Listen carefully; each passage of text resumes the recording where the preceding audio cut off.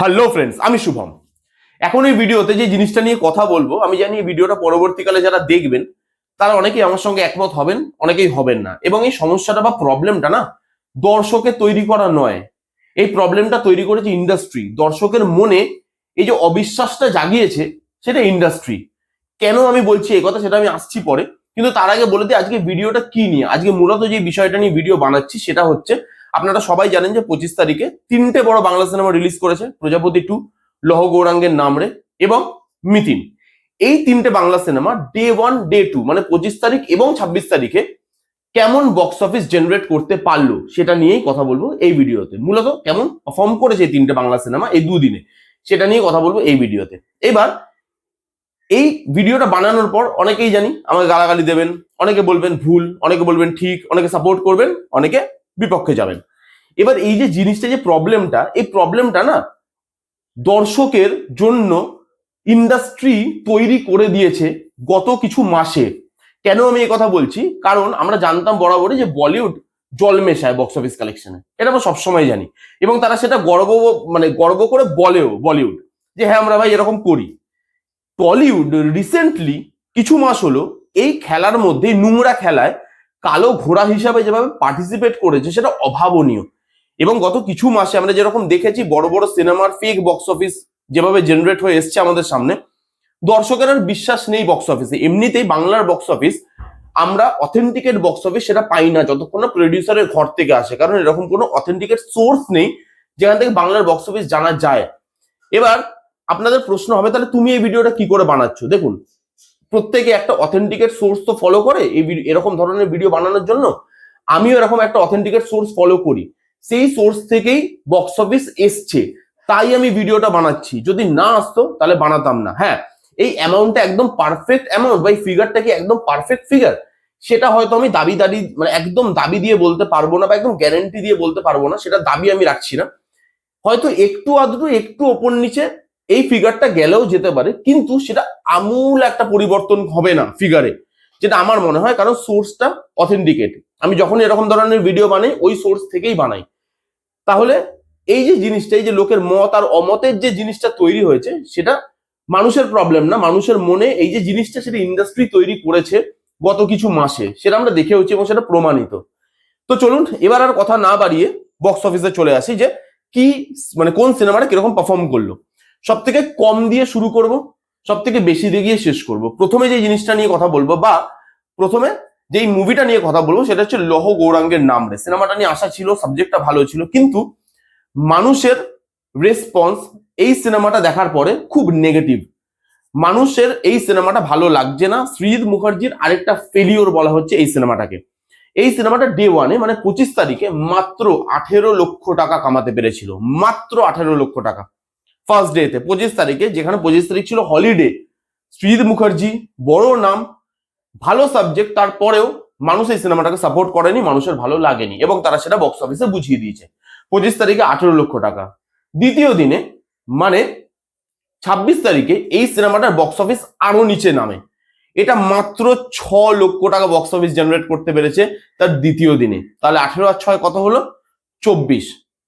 মাত্র দুদিনে 24 লক্ষ টাকা কালেকশন করেছে এই সিনেমাটা। খুব বাজে একটা বক্স অফিস। কেউ ভাবেনি যে এই সিনেমাটা এরকম ভাবে মুখ থুবড়ে পড়বে। দুদিনে মাত্র 24 লক্ষ টাকা। এবং এই সিনেমাটা পরবর্তীকালে যে গ্রোথ দেখাবে সেটারও আশা করা যায় না, কারণ ওয়ার্ড অফ মাউথ খুবই খারাপ।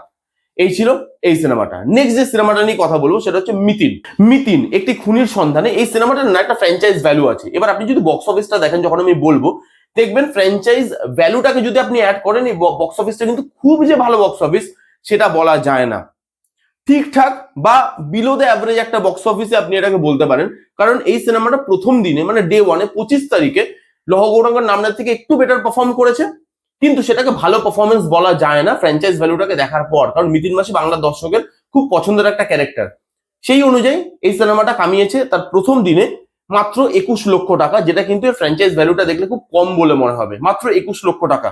হলিডে ছিল, ফ্র্যাঞ্চাইজ ভ্যালু আছে, কোয়েল মল্লিকের মতো বড় স্টার আছে, এরকম ধরনের ডিটেকটিভ গল্প বাংলার দর্শক দেখতে পছন্দ করে, সবকিছুকে মাথায় রাখলে মাত্র 21 লক্ষ টাকা খুব কম কম একটা কালেকশন। দ্বিতীয় দিনে আরো ড্রপ পড়ে, এবং দ্বিতীয় দিনে এটা লৌহ গৌরাঙ্গের নামরের সঙ্গে সমান সমানে চলে আসে। দ্বিতীয় দিনে মানে 26 তারিখে এই সিনেমাটা ইনকাম করে মাত্র 6 লাখ টাকা, যেটা লহগরঙ্গের নামটাও কালেকশন করেছিল।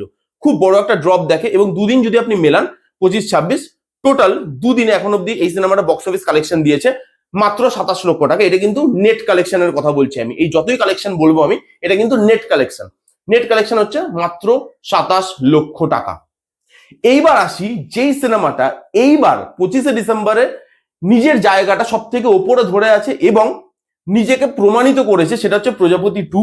এবং আমরা জানি দেবদার প্রিভিয়াস কিছু কন্ট্রোভার্সি, দেবদার প্রিভিয়াস কিছু ইন্টারভিউ, যার জন্য দর্শকের মনে হয়েছে যে তিনি যে বক্স অফিসটা দেন সেই বক্স অফিসটা ঠিক নয়।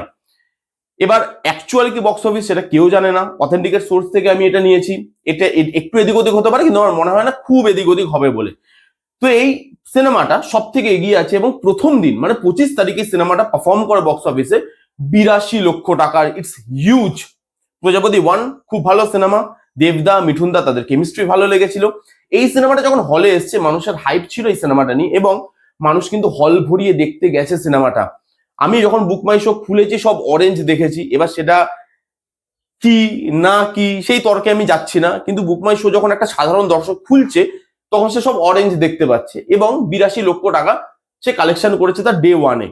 সেকেন্ড ডেতে মানে 26 তারিখে ড্রপ অবভিয়াসলি পড়েছে, কারণ 26 তারিখ ছুটির দিন ছিল না, হলিডে ছিল না। 26 তারিখ এই সিনেমাটা কালেকশন করে মাত্র 32 লক্ষ টাকা। ডে 1-এর তুলনায় অনেকটাই কম, অনেকটাই ড্রপ দেখেছে। তারপরে আবার শনিবার রোববার এসছে, আবার হয়তো একটু জাম্প নেবে, সেটা নিয়ে আমরা পরে কখনো আলোচনা করব। কিন্তু ডে 2-তে এই সিনেমাটা 32 লক্ষ টাকা কালেকশন করে, এবং দুদিন আপনি যদি মেলান তাহলে 1,14,00,000 টাকা এই সিনেমাটার এখন অব্দি ডে 1 আর ডে 2 মিলিয়ে 1,14,00,000 টাকা এই সিনেমাটার বক্স অফিস কালেকশন। যেই কালেকশনটা কিন্তু ভালো কালেকশনই বলবো আমি। বাকি দুটো সিনেমা তো একদম মুখ থুবড়ে পড়েছে, তবুও প্রজাপতি 2 দুদিনে 1 কোটি টাকার উপরে ব্যবসা দিয়েছে, 1,15,00,000 প্রায় কাছাকাছি ব্যবসা দিয়েছে।